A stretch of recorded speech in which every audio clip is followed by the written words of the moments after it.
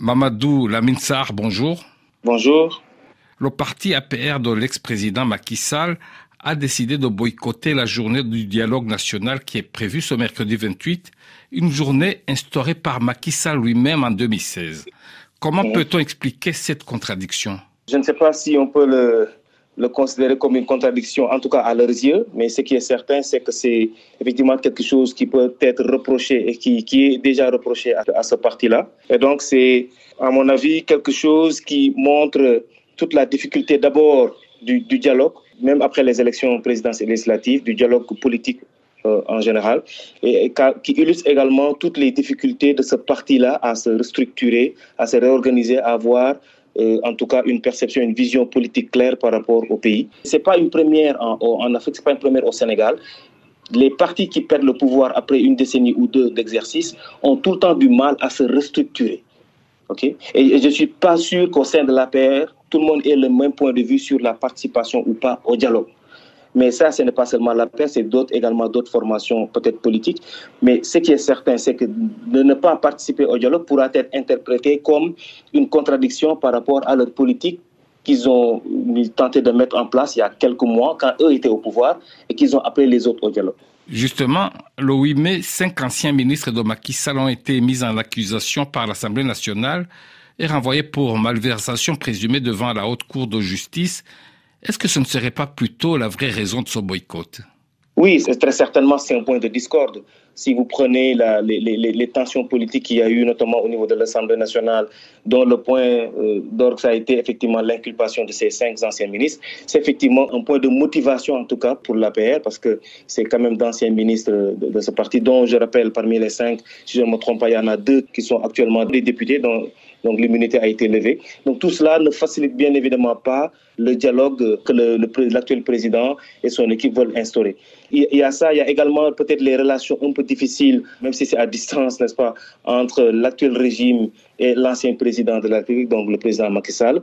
Il y a effectivement tout un contexte politique actuel sous tension malgré tout, même si la tension a pas mal baissé par rapport à 2023-2024. Et tout cela ne facilite pas bien évidemment le dialogue politique. Donc c'est aux acteurs eux-mêmes, en tout cas, de prendre la hauteur, de définir le bien pour le pays, pour la nation. Justement, parmi les 5 ex-ministres dont on parlait, 4 sont soupçonnés d'avoir trempé en 2020 et 2021 dans le détournement d'un fonds anti-Covid. Est-ce que ces soupçons ont été étayés? En tout cas, il y a des soupçons sur lesquels il y a un travail de justice qui doit être fait. C'est rien n'est encore terminé. Ce qui est sûr, c'est que ce scandale-là, parce que c'est un véritable scandale de la gestion du fonds Covid, est, à mon avis, un des plus grands scandales financiers de l'histoire politique du Sénégal. Ça, je pense qu'on est tous unanimement d'accord sur ça. C'est-à-dire il y a de graves choses qui se sont passées dans la gestion de ce fonds-là, au moment où les Sénégalais ont l'impression qu'on manquait, et c'était la réalité, on manquait par exemple, d'oxygène dans les hôpitaux, que les gens souffraient au niveau de l'alimentation, etc. Et aujourd'hui, qu'on découvre ces malversations-là, ces problèmes, en tout cas qui ont été signalés par ce rapport de la Cour des comptes. Donc c'est un véritable problème. Et ça en dit beaucoup sur la gestion des deniers publics au Sénégal sur les 2-3 dernières décennies. Et donc, le parcours de justice, comme je l'appelle, ne fait que commencer. Donc, ces ministres ont été inculpés, ils seront devant la Haute Cour de justice, etc. On verra les conclusions de tout ça. Mais ce qui est certain, c'est que ce fonds-là, effectivement, et ce n'est que le début, à mon avis, a posé énormément de problèmes. Et je ne serais pas surpris de voir d'autres accusations, d'autres problèmes soulevés et d'autres personnes également inculpées par rapport à cette gestion-là. Maintenant, est-ce qu'ils seront coupables ou non? Ça, c'est à la justice de faire son travail. Le 9 mai, au nom de l'APR, l'ex-premier ministre Sidiki Kaba a dénoncé un lynchage médiatique. Est-ce que c'est ce qui se passe réellement? C'est très difficile d'avoir cette lecture-là, sincèrement. C'est très difficile d'avoir une lecture de chasse aux sorcières, etc. Et de toute façon, dans tous les régimes, que ce soit au Sénégal ou ailleurs, l'opposition va appeler à la chasse au régime et le régime en place va dire que nous essayons de respecter la justice. Donc ce sera une discussion, à mon avis, sans fin. Mais le plus important, c'est ce qu'en pensent véritablement les Sénégalais. Et là, par contre, c'est là où, à mon avis, le régime doit faire attention, c'est de ne pas réduire l'activité ou le discours politique à ces questions de justice, qui doivent être posées bien évidemment. Mais aujourd'hui, les Sénégalais ont d'autres priorités, notamment de vie sociale, de priorités économiques, sociales, de justice. Et donc tout cela doit être pris en compte et ne pas réduire les échanges politiques, la vie politique sénégalaise à ces allers et retours, à ces confrontations, à ces accusations. Donc je pense qu'il y a également de la hauteur à prendre et à s'imprégner et à s'occuper véritablement des questions de priorité nationale pour les Sénégalais. Ça également, c'est très important. Mais est-ce que pour le moment, vous avez l'impression que la population en majorité suit toujours le gouvernement sur cette question ? Oui, bon, pour l'instant, et c'est logique, au vu des derniers résultats de la législative, ces questions de justice-là sont une véritable demande sociale. Ça, on ne peut pas le nier. Les gens veulent savoir ce qui s'est passé. Ça, dans tous les organes de la société civile, dans la vie du Sénégalais moyen, on veut savoir ce qui s'est passé, et non seulement pour nous, mais pour le bien également de ce pays, pour le futur de ce pays. Ça, il n'y a aucun doute. Alors, si je reviens au parti de l'ex-président Macky Sall, Sidiki Kaba a aussi demandé que la Haute Cour de justice mène l'instruction de façon impartiale, indépendante et objective, je cite, sous-entendu, elle n'est pas indépendante. De fait, est-ce que cette Haute Cour de justice ne risque pas d'être soumise au parti PASTEF au pouvoir ? Au vu de sa configuration, au vu de son organisation, probablement, je ne le pense pas. Il y a en tout cas aucun élément aujourd'hui qui nous permet de dire que oui, elle ne sera pas objective, parce qu'elle sera quand même présidée par un magistrat et il y aura des députés effectivement. Mais on ne peut pas prédire aujourd'hui ce qui va se passer, quoi. On peut appeler à une certaine objectivité si on veut, mais c'est extrêmement difficile aujourd'hui de prétendre cela. Donc tout va commencer avec d'abord la composition et ensuite par les premières actions qui seront mises en place par cette haute cour de justice-là. Mais ce qui est certain, c'est que pour l'instant, tout le process est respecté. Si c'est des députés, on enlève leur immunité, ensuite on les met à disposition de la justice à travers donc cette haute cour de justice. Et donc pour le moment, il est trop tôt pour en tout cas avoir une lecture positive et objective de la chose. À mon avis, il faut laisser le temps à cette haute cour de justice-là de se mettre en place et de voir comment elle va en tout cas mettre en place cette procédure-là. Et en ce moment, on pourra dire les choses. Justement, il y a une chambre d'instruction qui est composée de magistrats, mais à côté, il y a la haute cour elle-même qui est composée de 8 députés, dont 7 du PASTEF. Par cette composition, est-ce que cette haute cour de justice ne risque pas d'être politisée, donc fortement suspecte de partialité ? Le risque de politisation de la justice existe, a toujours existé et malheureusement va toujours exister, à mon avis. En tout cas, c'est ma perception au vu de la relation très étroite qu'il y a entre le politique et la justice dans nos États, mais pas que. Il y a toujours ce risque-là. Mais à mon avis également, il faut avoir quelque chose à l'esprit, c'est que ces députés-là, effectivement, font partie de la Haute Cour de justice, mais sont soumis à des règles également. Et que le fin mot de l'affaire reviendra à la justice.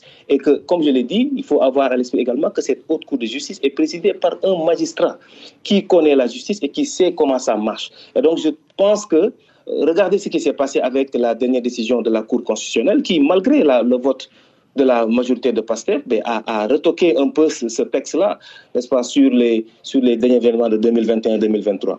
Donc, il y a au Sénégal quand même un moyen de trouver une haute cour de justice qui fera son travail et qui sera appelée à bien faire son travail. Donc, je pense qu'il faut à un moment donné également faire confiance en notre justice et voir ensuite comment cela va marcher et on verra les résultats de tout ça. Mais pour l'instant, rien ne permet en tout cas d'étayer ces risques-là et d'en faire des points d'achoppement ou des points de dispute entre opposition et régime en place. Pour l'instant, les anciens ministres et le beau-frère de Macky Sall sont dans le viseur du pouvoir, mais pas Macky Sall lui-même. Pourquoi ? Oui, c'est tout le paradoxe, n'est-ce pas, du système présidentiel, en particulier au Sénégal. Et la Constitution n'est pas tout à fait claire là-dessus. Donc peut-être qu'il y a un moyen également, au sud de ces événements-là, de revoir tout ça. Le président Macky Sall n'est pour l'instant accusé de rien du tout. Ce sont des proches, des anciens ministres, etc. Mais lui, personnellement, il n'y a pas une mise en accusation aujourd'hui, à part celle faite par Guy Marius Sagna, un député donc du groupe PASTEF. Mais il n'y a aucune accusation officielle faite par l'Assemblée nationale ou faite par la justice sénégalaise contre l'ancien président. Donc, à mon avis, il n'y a pas encore aujourd'hui moyen de débattre sur une éventuelle chose qui n'est pas encore arrivée. Donc tout cela reste d'être des supputations et autres. Le président Macky Sall n'est pas au Sénégal, le président Macky Sall est actuellement au Maroc, mais rien n'empêche à la justice sénégalaise ou à l'Assemblée nationale, si les faits sont avérés, de faire appel à la justice et de le mettre en accusation et comme ça a été le cas avec le député Guy Marius Sagna, ce seraient des accusations de haute trahison. Le problème, c'est que ces accusations de haute trahison ne sont pas clairement définies par la Constitution et on peut tout y mettre ou rien du tout. Et donc, toute la difficulté, ce sera de clarifier la mise en accusation contre le président. Et c'est quelque chose qui n'est pas aussi évident que ça. Donc, je pense que si le président Macky Sall n'est pas encore mis en accusation, c'est que voilà, il n'y a pas encore d'éléments où on sait que le procès sera extrêmement long et difficile. C'est toute la place du président de la République dans notre système politique, même après son éviction, qui est interrogé là-dessus. Alors, jeudi prochain, le Sénégalais Amadou Hott va tenter d'être élu à la présidence de la BAD et selon certaines sources bien informées, le Maroc va voter pour lui. Est-ce à dire que, si cela se confirme bien sûr, que le Maroc veut se faire pardonner par le pouvoir sénégalais d'avoir accordé l'hospitalité à Macky Sall? Non, ça serait très difficile de confirmer cela. Pour la simple et bonne raison que pour l'instant, comme je l'ai dit, le Maroc n'a rien à se faire pardonner. Le citoyen, le président Macky Sall a la possibilité aujourd'hui d'être dans n'importe quel pays, d'être au Sénégal même s'il le désire. Le Maroc n'a rien à se faire reprocher, vu qu'il n'y a pas de procédure où que le président Macky Sall n'a pas été jugé et condamné et qui s'est réfugié au Maroc. Non, ce n'est pas ça du tout. Donc, le Maroc a une longue tradition diplomatique par rapport au Sénégal. Ces deux pays-là collaborent depuis longtemps. Il y a une diplomatie vraiment et des relations diplomatiques vraiment établies entre ces deux pays-là. Et je pense que ça s'est joué ailleurs que dans cette manifestation, dans cette manipulation ou autre du président Macky Sall et de sa présence au Maroc. Je ne pense pas que ce soit le point de justification, en tout cas, du soutien du Maroc au candidat sénégalais à cette élection-là. Je ne le pense pas. Au Gabon, par exemple, on a vu la mobilisation internationale pour la libération de la famille d'Ali Bongo en œuvre et au final, ça a marché.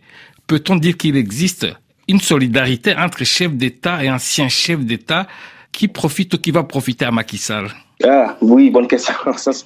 Là également, vous me posez une colle parce que c'est vraiment une question difficile à répondre. Ce qui est certain, c'est qu'il y a une solidarité entre anciens présidents, mais ça, que ce soit en Afrique, en Europe, un peu partout. Il y a une solidarité entre chefs d'État qui existe un peu partout dans le monde. Mais cela n'empêche pas que les différents pays, quand un travail de justice soit fait, cette solidarité-là n'a pas lieu d'être. Encore une fois, le plus important dans le cas du Sénégal, c'est est-ce qu'il y a des éléments clairs, nets et précis pour mettre en accusation le président Macky Sall sur quoi que ce soit. C'est là où la justice sénégalaise, c'est là où les députés de PASTEF, c'est là où l'Assemblée nationale est attendue. Et si c'est le cas, les Sénégalais seront sollicités et on verra ce que dit la justice. Mais d'ici là, il est extrêmement difficile, en tout cas de considérer par exemple, l'exemple que vous donnez, que la solidarité entre les chefs d'État ou anciens chefs d'État peut jouer un rôle éventuellement ou pas. C'est extrêmement difficile à mon avis, en tout cas de ma perception. Mamadou Lamine Sarr, merci. Merci à vous.